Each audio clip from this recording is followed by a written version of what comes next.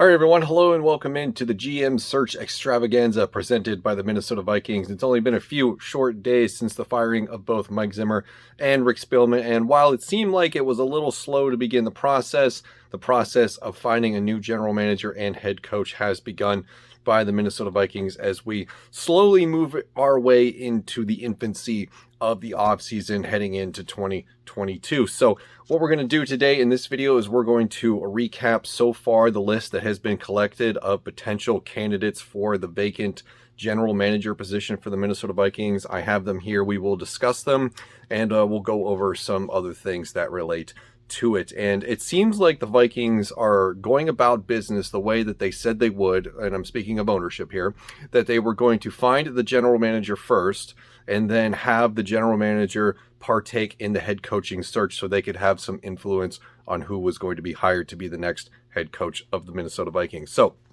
I would like to thank Courtney Cronin for providing this updated list 5 hours ago. We now stand as of sometime today about 8 reported candidates for the general manager position for the Minnesota Vikings. I will go down the list here rather quickly, and then I will give you my thoughts and go from there. So at the top we have Catherine Reich. That is the one that is probably gaining the most headlines. One of the highest female executive currently in the NFL, and is also thought to be the first one to be requested to interview for a general manager position, although she won't be the first female general manager in the NFL. That belongs to someone else whose name escapes me at the moment, who was appointed to the position and not hired to the position.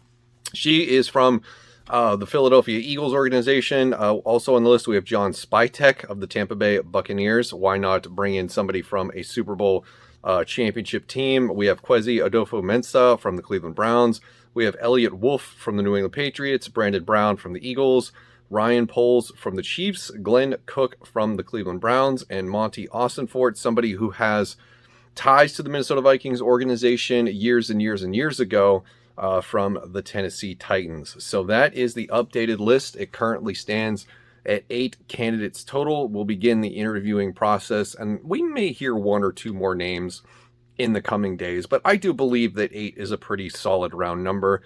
They are casting a little bit of a wider net than I expected, but they did say that that was going to be the plan, to try to get the best football minds that they could find in the building and pick from that pool of talent. So, and I think they've done well. So thoughts on the list, just taking it in from, a collective perspective, is that it's a good list. I'm actually kind of relieved to see the competency in this list that we have so far, because I was kind of concerned about the Wolf family making football decisions without the aid of their long-term loyalist Rick Spielman. But you do have to consider that Rob Brzezinski is still in the building.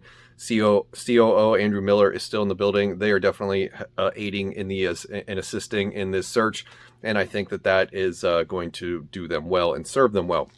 The other thing I like about this list, and the one thing that stands out about it to me, is that you look at the teams that they're trying to pluck personnel from, and they're all successful franchises, either recently or long term. So, you look at the Philadelphia Eagles. They won a Super Bowl in spite of the Minnesota Vikings 2017 miracle season. That was the year they took down the Patriots. They haven't done well recently, but they made it to the playoffs this year with Jalen Hurts. John Spytek of the Buccaneers, successful team. A lot of that probably has to do with Tom Brady, but the same, I keep coming back to that one quote from Bruce Arians when he's trying to talk up Byron Leftwich this year for a head coaching job, is that, Byron and some of the other people in the organization don't get enough credit because so much of the credit goes to Tom Brady and Bruce Arians. And I think that there is some validity to that. And I think that isn't just him trying to hype up his man, his offensive coordinator, to potentially be a head football coach in this league next season. I think that there is some truth to that success, as much as we argue that wins aren't a quarterback stat and it is a team effort, I think you could also include the organization in that as well. You have Adofo-Mensah from the Browns. I've heard really good things about him. I didn't quite know what his role was in the organization until, we learned that he was going to be interviewing potentially for the Minnesota Vikings, but I've heard wonderful things about him. Elliott Wolf coming from the Patriots. That's a dynasty, and it has been since the early 2000s. You've got Brandon Brown, another Eagles executive, Ryan Poles of the Kansas City Chiefs. They've been dominant for how many years now? probably trying to get to a third straight Super Bowl. Glenn Cook from the Browns and Monty Ossenfort of the Titans, who got a first seed this year without Derrick Henry for half a season, and their quarterback is Ryan Tannehill. So, and he has organizational ties, so it makes sense. The pipeline is there.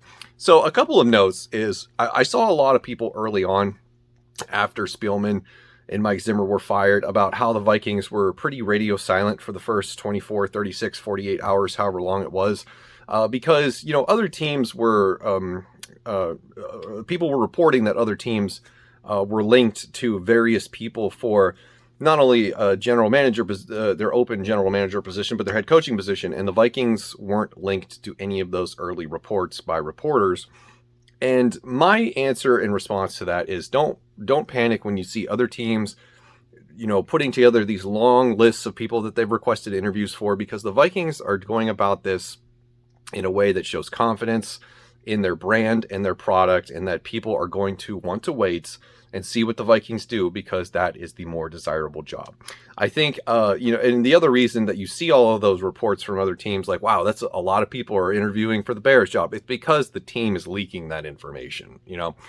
They want to make it look like they're the main attraction of the offseason, if you will. So that is their method of doing that, is just like, hey, we've requested all these interviews. Look how popular and in demand we are. So the Vikings didn't do that because they knew that they were going to be popular and in demand without having to fabricate, that assumption. So I wouldn't be concerned about other teams getting off to a faster and hotter start, because it's irrelevant. The Minnesota Vikings are catching up very quickly and with some very good quality in their candidates.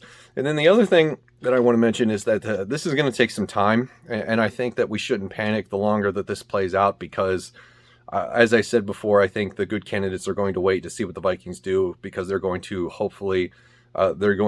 sit there and hope that the Vikings make them an offer that they cannot refuse.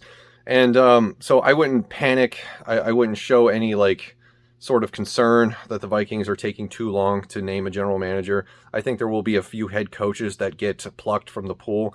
One general manager has already been plucked from the pool. The guy that is going to get a very good deal to stay with the Dallas Cowboys. His name escapes me at the moment. And then there was another one I forget. But either way, I digress on that point, because, it seems like Gerard Mayo or Brian Flores are going to get the Houston Texans job. Dave McCulley was fired just, about 5 or 6 hours ago before I hit record today. And they're already coming away with front runners for that job. They're going to make a move very quickly because they have their general manager already in place. So teams without general managers, it's going to take a little bit longer, but I wouldn't worry or be concerned if other teams make hiring announcements before we do, because as I've said, this is the desirable destination. This is going to be the brand that people want to be attached to, and they have a clean slate walking into this building in terms of front office and head coach, so they'll be able to do things sort of with an open checkbook, if I could use that metaphor. So that is where we currently stand. Do I have any favorites for the GM job out of this list? I don't. I really don't have favorites, and I didn't come into this with favorites. I would probably be happy with almost anybody on this list as it currently stands. Probably some favoritism toward Catherine Reich and John Spytek, maybe even Ryan Poles, and that would be like my top 3, I guess, if I could say that. But honestly, out of this list, I'm pretty satisfied with what they've produced so far, and I look forward to seeing who is the next general manager of the Minnesota Vikings. Let me know what you think of this list in the comments below. Those are my thoughts, takes, and opinions on the subject. That's going to do it for me. Thank you for watching, and as always, I'll see you in the next one.